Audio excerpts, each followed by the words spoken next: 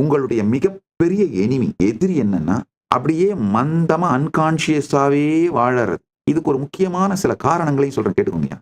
காலையிலிருந்து சாயந்தரம் வரைக்கும் உங்க நாள பிரான்சைஸ் பண்ணி விட்டீங்கன்னா, காலையில எந்திரிப்போம், ஆஃபீஸ் போவோம். ஆஃபீஸ்ல 9 to 5 அந்த மேனேஜர் என்ன சொல்றானோ செய்வோம். ஆஃபீஸ்ல என்ன வேலையோ அத செய்வோம். திரும்பி வண்டி ஏறி மெட்ரோவோ, இல்ல பஸ்ஸோ புடிச்சு வீட்டுக்கு வருவோம். வீட்ல வந்து அம்மா என்ன செஞ்சு வச்சிருக்கோ, வீட்டம்மா என்ன சமைச்சு வச்சிருக்கோ, அத சாப்பிடுவோம். கொஞ்ச நேரம் அந்த டிவைஸ நோண்டுவோம், ஸ்க்ரோல் பண்ணுவோம். இல்ல டிவி ஆன் பண்ணி வச்சுட்டு பான்னு உட்கார்ந்திருப்போம். அது என்ன முழுசா பார்த்தோன்னு கூட ஒரு 5 நிமிஷத்துக்கு அப்புறம் கூட ஞாபகம் இருக்காது. அப்படியே டயர்ட் ஆயி தூங்கிருவோம். மறுநாள் காலையில திரும்ப எந்திரிச்சு, மனசுக்குள்ளேயே முடிஞ்ச வரைக்கும் உலகத்துல இருக்க அத்தனை பேரையும் சபிப்போம், புலம்புவோம்.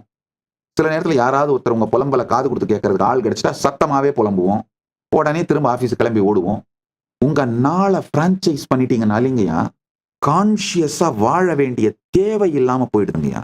அப்போ உங்க லைஃப் முழுக்கவுமே ஆட்டோ பைலட் மோட்ல போட்டு போயிடலான்னு பாக்குறீங்க.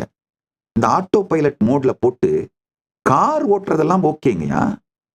ஆனா ஆட்டோ பைலட் மோட்ல போட்டு லைஃப ஓட்டுறது, அந்த மாதிரி வாழறவங்க சோத்துக்கு பஞ்சம், பூமிக்கு பாரம்.